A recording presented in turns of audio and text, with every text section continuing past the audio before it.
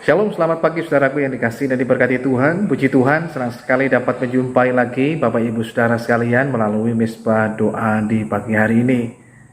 Saya rindu pagi hari ini setiap kita datang kepada Tuhan dengan penuh kerinduan untuk bersyukur dan memuliakan namanya. Sebab kasih setia Tuhan bahkan rahmat Tuhan selalu baru tiap pagi. Setiap kita boleh mengalami kasih Tuhan, kemuliaan Tuhan, tapi juga hadirat Tuhan. Mari kita datang kepada Tuhan.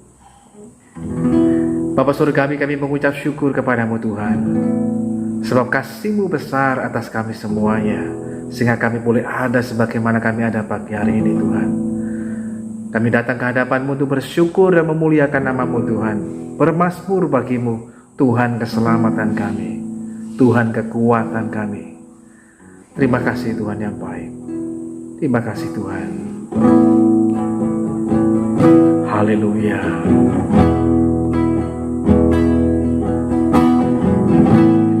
Dalam kesesakanku Kau beri kedamaian-Mu. Dalam keraguan ku temukan wajah-Mu.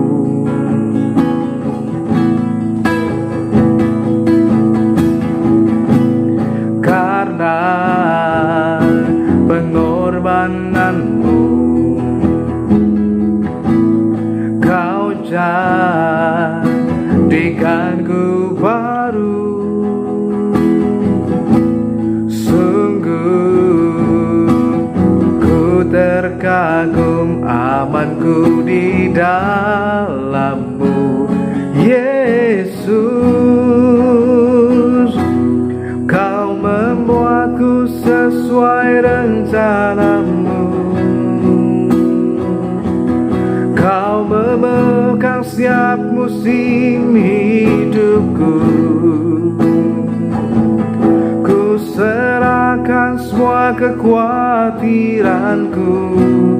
Ku milik-Mu.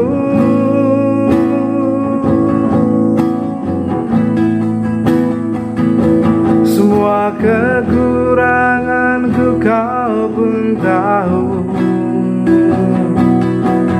tetap Kau pandang indah dalam-Mu. Ku angkat tanganku dan berseru, ku milik-Mu. Dalam kesesakanku,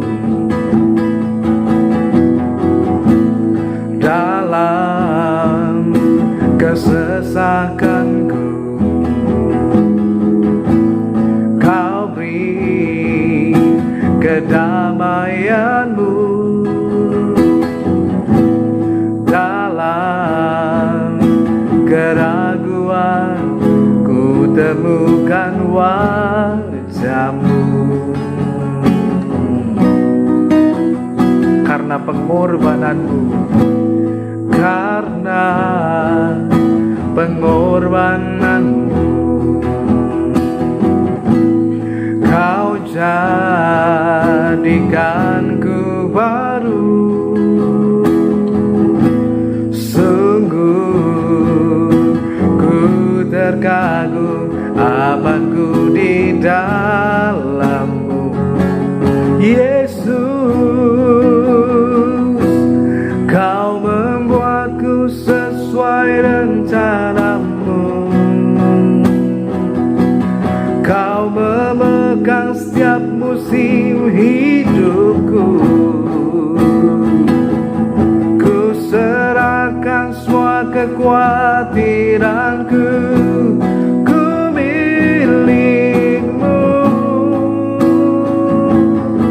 Haleluya. Semua kekuranganku Kau pun tahu, tetap Kau pandang indah dalam-Mu. Ku angkat tanganku dan berseru,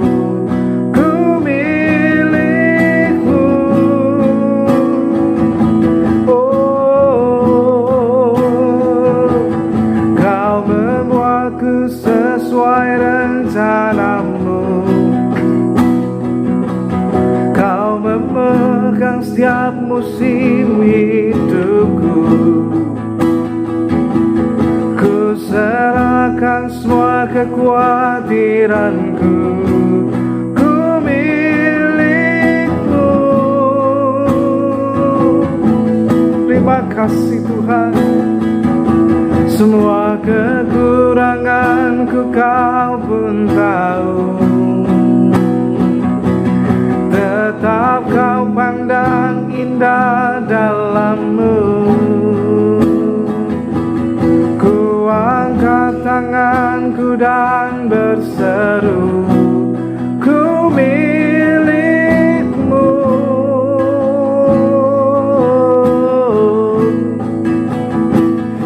Haleluya.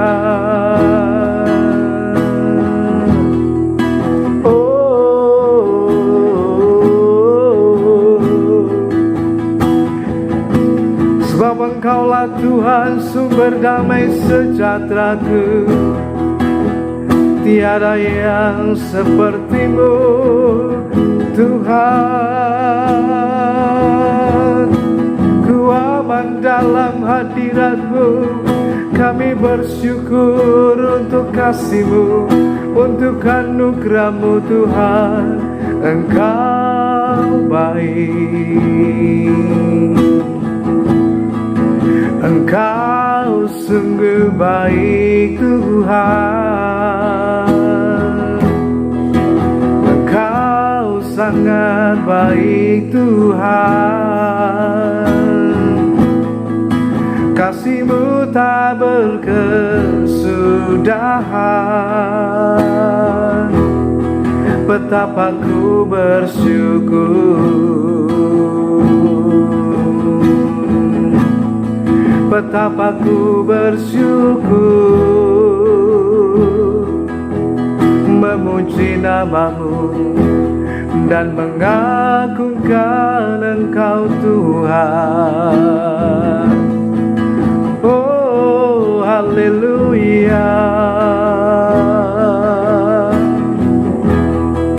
Mari angkat suara dan agungkan nama Tuhan.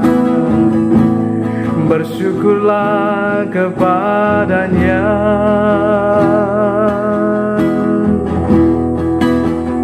Haleluya.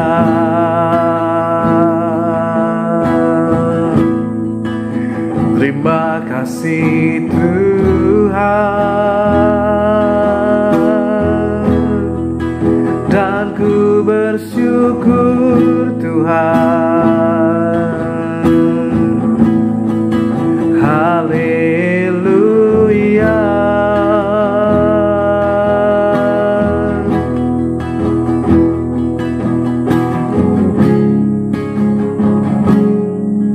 Lebih baik satu hari di pelataran-Mu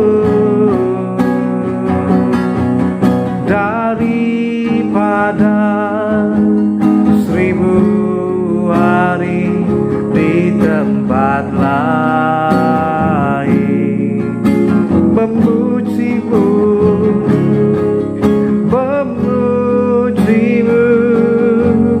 menyembah-Mu, Kau Allah yang hidup,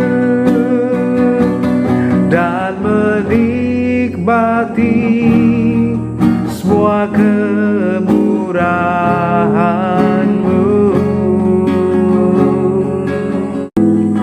Biar kami terus menikmati semua kemurahan-Mu, semua kebaikan-Mu Tuhan dalam kehidupan kami. Sebab tidak pernah berkesudahan. Terima kasih Tuhan, Engkau sungguh baik, Engkau sangat baik. Biar kiranya di saat ini kami merendahkan hati kami di hadapan-Mu, sehingga Engkau berbicara kepada setiap kami melalui firman Tuhan yang kami dengar. Kami anak-anak-Mu, Engkau Bapa kami. Kami mau mendengarkan perkataan-Mu ya Tuhan. Ya Bapa, memberikan nasihat, didikan, tapi juga teguran yang mendatangkan sebuah kebaikan. Terima kasih Tuhan Yesus. Di dalam nama Tuhan kami bersyukur dan berdoa. Haleluya. Amin. Saudaraku yang dikasihi dan diberkati Tuhan, melalui pembacaan kita di hari ini kita akan melihat bersama-sama bagian firman Tuhan. Ada dua tipe orang yang berbeda yang diperbandingkan lagi oleh penulis kitab Amsal ini. Ada orang bodoh tapi juga ada orang yang bijak. Nah, kita akan melihat perbedaannya di mana dan kita sebagai orang yang seperti apa. Apakah kita sudah tergolong selama ini sebagai orang yang bijak atau justru kita menjadi orang yang bodoh?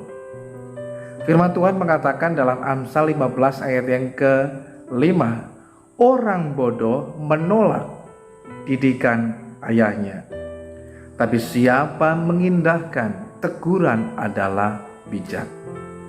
Pada bagian firman Tuhan ini mengingatkan lagi buat setiap kita bahwa dalam perjalanan kehidupan kita adalah anak Tuhan. Tuhan adalah Bapa kita. Nah, tentunya Bapa menghendaki untuk selalu memberikan yang terbaik, termasuk di dalam membimbing dan membesarkan setiap kita semuanya, sehingga kita terbangun, terbentuk menjadi anak-anak Tuhan yang kemudian makin bertumbuh, makin dewasa penuh di dalam Tuhan. Nah, itu semua bisa terjadi bukan sesuatu yang sifatnya instan, tetapi membutuhkan sebuah proses. Nah, prosesnya adalah bagaimana dalam perjalanan kehidupan setiap kita untuk mau membuat sebuah pilihan-pilihan dalam hidup setiap hari dalam kehidupan kita, untuk terus mau belajar mentaati setiap perkataan Tuhan dalam hidup ini. Maka ketika kita terus mengikuti instruksi, arahan, didikan dari Bapa kita akan sampai pada tujuan yang Bapa kehendaki. Kita mengalami sebuah kedewasaan iman, mencapai pada tujuan yang Bapa kehendaki dalam hidup semua kita. Nah, firman Tuhan memberitahukan lagi buat setiap kita. Maka yang pertama di sini dikatakan ada orang bodoh. Nah, siapa yang disebut sebagai orang bodoh? Saya pernah menyatakan hal ini bahkan pada waktu Mezbah doa pagi sebelum-sebelumnya, ketika kita melihat pada pasal 14 dan lain sebagainya. Orang bodoh bukan berarti orang yang tidak memiliki titel, bukan karena dia tidak terbelajar karena duduk di bangku sekolah dan lain sebagainya, tapi sesungguhnya yang disebutkan orang bodoh menurut kitab Amsal ini adalah orang yang memandang rendah, yang menolak didikan ayahnya. Dalam kehidupan kita, figur seorang ayah, seorang bapak, seorang papa itu adalah orang yang merupakan yang harus diteladani, diikuti dan dituruti dalam perjalanan kehidupan kita. Seperti halnya dalam surat Kolose pasalnya yang ketiga juga mengatakan kepada kita semuanya, ketika Rasul Paulus menyampaikan dalam suratnya kepada jemaat yang ada di Kolose tentang bagaimana mengatur hubungan dalam keluarga, baik hubungan antara suami dan istri, tapi juga hubungan antara orang tua dan anak. Nah, ketika Rasul Paulus berbicara tentang tugas tanggung jawab masing-masing, ada tugas tanggung jawab istri untuk kemudian tunduk pada suami, demikian juga suami punya tugas tanggung jawab untuk mengasihi istrinya. Tapi pada bagian berikutnya untuk anak-anak, dia mengatakan ayat yang ke-20 dari pasal yang ketiga surat Kolose, hai anak-anak, taatilah orang tuamu dalam segala hal, karena itulah yang indah di dalam Tuhan. Ternyata bukan hanya pada waktu perjanjian lama saja, tapi sampai di perjanjian baru ketika Rasul Paulus menyampaikan hal ini juga menegaskan lagi apa yang sudah disampaikan sebelumnya pada perjanjian lama, bahwa sebagai anak-anak kita punya tugas tanggung jawab yang harus kita ikuti, yang harus kita taati, yaitu apa? Untuk taat pada orang tua setiap kita. Dalam kehidupan kita ada orang tua, ada ayah, ada ibu, dan lain sebagainya. Itu adalah orang tua kita, atau juga terkadang orang tua rohani kita, seperti hanya pendeta, gembala, dan lain sebagainya. Nah, dalam perjalanan kehidupan kita, maka kita harusnya mentaati mereka semuanya. Itulah sesuatu yang merupakan menjadi suatu hal yang indah pada pemandangan Tuhan. bila kita mau mentaatinya. Firman Tuhan mengatakan orang bodoh justru menolak didikan ayahnya. Dia menganggap rendah, menganggap remeh ucapan dari orang tuanya. Dan akibatnya apa? Tentu saja kalau memandang rendah didikan dari orang tua, akan menerima akibatnya sendiri, sebuah kebodohan. Salah satu contohnya adalah Esau. Esau dididik oleh ayahnya sebenarnya seperti halnya bagaimana Abraham mendidik Ishak. Dan kemudian Ishak sudah diajarkan bagaimana untuk hidup benar di hadapan Tuhan. Untuk menjadi orang yang benar di hadapan Tuhan, menguduskan dirinya, tidak kemudian bercampur dengan orang asing dan lain sebagainya.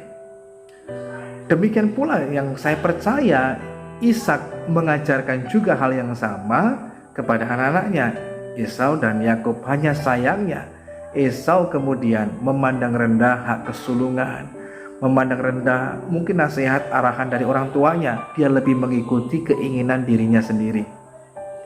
Akibatnya apa? Akhirnya dalam kehidupannya, maka hak kesulungan itu pindah kepada Yakub. Dan juga kemudian dalam kehidupannya, dia mengalami sebuah penyesalan yang dalam karena dia telah memandang rendah nasihat didikan dari ayahnya. Coba waktu awal dia menerima itu semuanya, apa yang terjadi? Dia tetap menerima hak kesulungan. Dia tetap mengalami hal yang luar biasa baik di dalam Tuhan. Namun karena dia dikuasai oleh hawa nafsu, keinginan dirinya, maka dia lebih memilih untuk mengikuti keinginannya.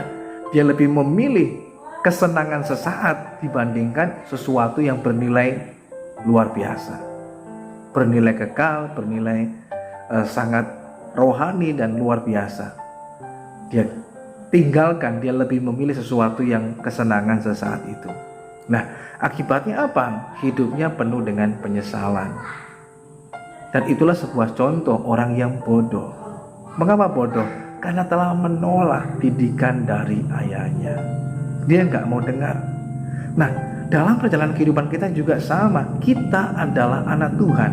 Ketika kita percaya kepadanya, maka kita juga kemudian diangkat menjadi anak-anak Allah. Kita anak-anak Allah, Dia Bapa kita. Maka dalam perjalanan kehidupan kita, kita mesti juga belajar mengerti peran, tugas, tanggung jawab setiap kita sebagai anak-anak Allah.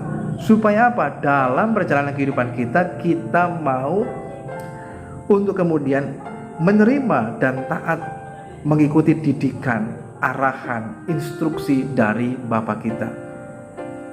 Bapa kita akan memberikan instruksi pada kita. Walaupun mungkin terkadang kita nggak terlalu paham sepenuhnya, kita nggak ngerti sepenuhnya. Bagian kita yang harus kita lakukan adalah kita mau belajar taat. Karena dalam ketaatan itulah akan membuat kita makin bertumbuh. Dalam ketaatan itulah itu membawa kita pada sebuah kebaikan. Dalam ketaatan itulah akan membawa kita semakin mengalami sebuah kedewasaan di dalam Tuhan. Sehingga kita akan diubahkan menjadi pribadi yang makin berkenan kepada Tuhan bila kita mau belajar untuk mau taat. Jangan pernah menolak didikan dari ayah. Kalau kita melihat pada zaman Taurat bagaimana seorang ayah tentunya punya tugas tanggung jawab yang besar. Seperti halnya ketika Tuhan berbicara kepada Yosua supaya kemudian orang Israel menyampaikan kepada anak-anaknya, memperkatakan firman Tuhan siang dan malam dan lain sebagainya. Dalam Yosua pasalnya yang pertama dikatakan dengan jelas firman Tuhan memberitahukan hal ini bagi kita semuanya. Dalam Yosua pasal yang pertama ayatnya yang ke-8 dikatakan, janganlah engkau lupa memperkatakan kitab Taurat ini, tapi renungkanlah itu siang dan malam supaya engkau bertindak hati-hati. Kemudian juga dikatakan pada ayatnya yang ke-7 dan lain sebagainya. Ini menunjukkan bahwa ada sesuatu hal yang luar biasa yang harus dilakukan. Sesuatu yang merupakan didikan. Seperti halnya ketika Abraham mendidik Ishak, demikian juga Ishak kepada Yakub. Nah, itulah berkat dari generasi ke generasi supaya kita tidak kehilangan generasi selanjutnya. Nah, oleh sebab itu maka kita sebagai generasi yang sekarang ini belajar juga menerima didikan dari ayah kita, dari orang tua kita, tapi istimewa daripada Tuhan. Didikan itu akan membawa kita untuk dididik, diajar dari tidak tahu menjadi tahu. Kalau orang tidak terdidik, tidak diajarkan, maka dalam kehidupannya bisa hidup semau dia sendiri, semrawut, kacau, nggak beraturan dan lain sebagainya. Tapi dengan dididik, diajarkan, dia menjadi belajar, menjadi tahu, oh ini yang harusnya saya lakukan, ini yang enggak, ini yang boleh, ini yang enggak boleh, ini yang berkenan kepada Tuhan, ini yang enggak berkenan. Nah, untuk bisa ngerti semuanya itu perlu dididik dan diajarkan. Ketika kita tidak tahu dan kita mau belajar, itu menjadi tahu. Tapi kalau kita kemudian, orang bodoh adalah orang yang sudah tidak tahu tapi juga nggak mau tahu. Itu namanya orang bodoh. Tapi mari jadilah orang yang bijak, jangan jadi orang bodoh. Saudara yang dikasihi Tuhan, betapa pentingnya dalam kehidupan kita harus mengerti bahwa didikan, arahan, instruksi dari orang tua kita, dari Tuhan dalam kehidupan kita, itu memiliki sebuah tujuan yang sangat baik, mendatangkan kebaikan bagi kita, keselamatan dan lain sebagainya. Suatu kali ada seorang ayah yang mengajak seorang anaknya untuk pergi ke hutan mencari kayu bakar atau kayu api. Ketika mereka sudah sampai ke sebuah hutan, maka sang ayah memerintahkan kepada anaknya supaya berdiam di sebuah pohon yang cukup besar, supaya tidak kena panas, supaya terlindung di sana dan dia bisa bermain. Sementara sang ayah tidak jauh darinya bekerja untuk mencari kayu api. Sementara mencari kayu api dan mengumpulkannya, sesekali sang ayah melihat kepada anaknya. Apakah anaknya masih ada, masih bermain dan lain sebagainya. Jadi ayahnya tetap memantau, memperhatikan kondisi anaknya. Setelah selesai mengumpulkan kayu api, sementara mengikat kayu api, ketika dia menoleh ke arah anaknya, dia melihat sebuah pemandangan yang gak biasa. Maka spontan ayahnya langsung berteriak dengan suara yang cukup keras kepada anaknya. Dia berkata kepada anaknya, "Jongkok." Maka anaknya langsung spontan mengikuti ayahnya. Dia tidak tahu apa maksudnya. Dipikir ayahnya sedang bermain-main. Maka dia mengikuti instruksi ayahnya. Ketika ayahnya berkata jongkok, dia langsung jongkok. Ayahnya berkata tiarap, maka dia langsung merubuhkan badannya dan tiarap. Ayahnya berkata maju, dia maju pelan-pelan tiarap. Kemudian ayahnya berkata lagi jongkok, dia jongkok lagi. Dan ayahnya berkata lari sekencang-kencangnya. Dan anaknya tidak tahu apa yang terjadi, dia ikuti saja instruksi demi instruksi dari ayahnya. Dia jongkok dan kemudian dia lari secepatnya ke arah ayahnya, dia peluk ayahnya. Setelah dia peluk ayahnya, lalu dia lihat ke belakang. Ternyata dia baru sadar bahwa instruksi yang diberikan oleh ayahnya punya tujuan yang luar biasa untuk menyelamatkan dirinya. Dari apa? Ancaman ular yang besar yang ternyata sudah ada di atas kepalanya.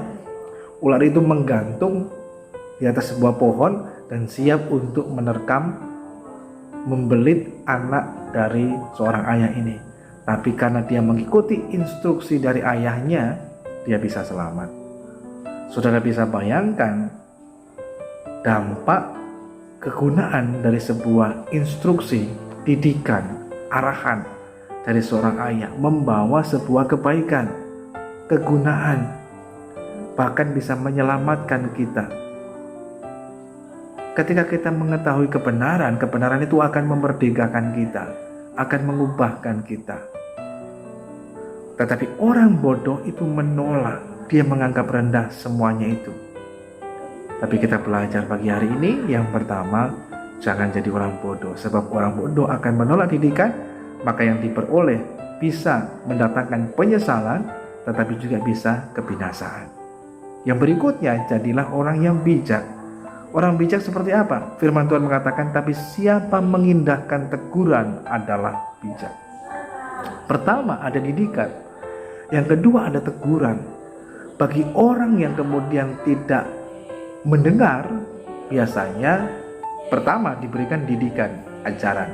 Nah, kalau diajar, diberikan ajaran nggak bisa. Biasanya ketika dia melanggar, orang tua akan memberikan teguran. Nah, firman Tuhan mengatakan, tapi siapa mengindahkan? Mengindahkan itu artinya menerima teguran, dia adalah bijak. Mengapa bijak? Karena teguran itu sekalipun menyakitkan, pahit, tapi itu menyelamatkan, menyembuhkan. Hanya persoalannya daripada kita lebih tertarik dengan pujian. Sesuatu yang mungkin terdengar manis tapi ujungnya pahit. Sesuatu yang kelihatannya baik tetapi ujungnya mungkin bisa melukai dalam hidup kita. Tapi mari kita belajar, jadilah orang yang bijak yang juga mau bersedia menerima sebuah teguran. Ketika teguran sampai kepada kita, memang terkadang bisa membuat telinga menjadi panas, menjadi merah, hati menjadi panas, bisa marah, tersinggung, emosi dan lain sebagainya. Firman Tuhan dalam surat Yakobus mengatakan, jangan cepat tersinggung, jangan cepat marah, jangan cepat berkata-kata. Cepatlah untuk mendengar. Terutama mendengar apa? Firman Tuhan. Ketika kita mau mendengar firman Tuhan, disitulah kita makin mengerti kehendak Tuhan buat setiap kita. Dengan mau menerima teguran, kita bijak. Mengapa? Itu menyelamatkan. Mengapa? Itu membawa kita makin kembali kepada jalurnya Tuhan yang Tuhan kehendaki. Contohnya siapa? Daud. Daud adalah orang yang pernah berbuat salah, keliru di hadapan Tuhan. Karena dia telah berselingkuh dengan Batseba dan kemudian dia membunuh suami Batseba, Uria. Sebuah kejahatan yang begitu besar di hadapan Tuhan. Tapi Tuhan menegur, mengingatkan lewat Nabi Nathan, diperingatkan, Daud, kamu telah berbuat salah. Apa yang terjadi? Daud mengindahkan teguran itu dan dia berkata, oh aku salah Tuhan, aku minta maaf, aku ngaku aku salah. Dan akibatnya apa? Orang yang mendengarkan teguran, yang menerima teguran itu bijak. Itu sebabnya dia menjadi orang yang berkenan di hati Tuhan dan Tuhan memberkati hidupnya lewat keturunannya. Maka datanglah Sang Juru Selamat. Dan sampai seterusnya Tuhan memperhitungkannya. Mengapa hal ini terjadi? Karena dia menerima teguran. Sekalipun teguran itu keras, tapi dia tidak mau belajar untuk tidak tersinggung, untuk tidak marah, tidak berkata-kata, tapi belajar untuk menerima dengan lembut hati, dengan rela hati teguran Tuhan. Sebab teguran itu sangat berguna. Jadilah orang bijak yang menerima teguran. Kalaupun mungkin Tuhan bisa menegur kita lewat banyak hal. Tuhan kadang-kala menegur kita lewat firman Tuhan secara langsung kepada setiap kita. Jangan kita langsung tersinggung marah dengan pendeta, gembala, atau siapapun yang menyampaikan firman Allah. Tapi terimalah itu sebagai sebuah teguran yang baik buat kita, mengoreksi kita, untuk kita terus diperbaiki. Terkadang juga Tuhan bisa menegur kita lewat apa? Masalah. Bukan berarti semua masalah yang terjadi teguran Tuhan, tapi bisa saja Tuhan memakai masalah untuk menegur, mengingatkan kita. Supaya apa? Yuk kita berbalik lagi pada Tuhan. Supaya kita lebih lagi memprioritaskan Tuhan di tengah hidup kita. Terkadang Tuhan juga bisa menegur kita lewat apa? Sakit penyakit. Tapi bukan berarti semua sakit penyakit teguran Tuhan. Terkadang Tuhan bisa memakai itu juga. Untuk apa? Menegur, mengingatkan kita semuanya. Tapi semua tujuannya mendatangkan sebuah kebaikan. Sebab itu hari ini belajarlah jangan jadi orang bodoh, tapi orang yang bijak. Maka ketika kita menjadi orang bijak, mengindahkan teguran yang membawa pada sebuah kebaikan, perubahan, pemulihan, bahkan kemuliaan. Tuhan memberkati kita semuanya. Mari datang pada Tuhan. Bersyukur buat anugerah Tuhan sungguh besar dalam kehidupan kami. Kami telah mendengarkan firman-Mu, mengajarkan kepada kami supaya kami menanggalkan kebodohan, tapi menjadi orang yang bijak, yang mau menerima didikan, tapi juga teguran, yang akan mengubahkan, memperbaiki, membuat kami makin bertumbuh, bahkan berbuah di dalam Tuhan, hidup yang berkenan dan mempermuliakan nama-Mu. Pagi hari ini Tuhan memberkati setiap kami yang mengikuti doa pagi, dimanapun saudara berada. Kalau di antara saudara mungkin mengalami masalah dengan kesehatan, sakit penyakit, hamba berdoa dan bermohon kepada Tuhan dalam nama Tuhan Yesus. Tuhan kiranya menyatakan pertolongan, anugerah, dan kebaikan Tuhan yang menyembuhkan dan memulihkan. Kalau di antara kita mungkin mengalami masalah dan pergumulan, Hamba bermohon kepada Tuhan memberikan hikmat, kekuatan, tapi juga jalan keluar, sehingga setiap kita dapat melewati segala sesuatunya dengan pertolongan Tuhan. Kami menyerahkan juga kehidupan kami sepanjang hari dalam tangan Tuhan. Tuhan kiranya berkenan memberkati kami. Kami akan melanjutkan aktivitas kehidupan kami, pekerjaan kami, usaha kami, tapi juga studi pendidikan kami. Berkat anugerah-Mu melimpah atas kami semuanya. Saudara yang dikasihi Tuhan, mari arahkan hidup kita pada Tuhan dan terimalah berkat Tuhan. Bila kiranya saat ini turunlah atas saudara sekalian berkat damai sejahtera dari Allah Bapa, kasih karunia dari Yesus Kristus Tuhan, persekutuan pertolongan Roh Kudus akan terus menolong, menyertai dan memberkati kita semuanya. Tuhan memberkati engkau dan melindungi engkau. Tuhan menyinari engkau dengan wajahnya dan memberikan engkau kasih karunia. Tuhan menghadapkan wajahnya kepadamu dan memberikan engkau damai sejahteranya. Terimalah berkat Tuhan hanya dalam nama Tuhan Yesus Kristus, Tuhan dan Juru Selamat kita yang hidup, mulai sekarang ini bahkan sampai Maranatha Tuhan datang pada kali yang kedua menjemput kita gerejanya. Haleluya. Amin. Selamat pagi, selamat beraktivitas, dan tetap bersemangat karena Tuhan mengasihi kita semuanya.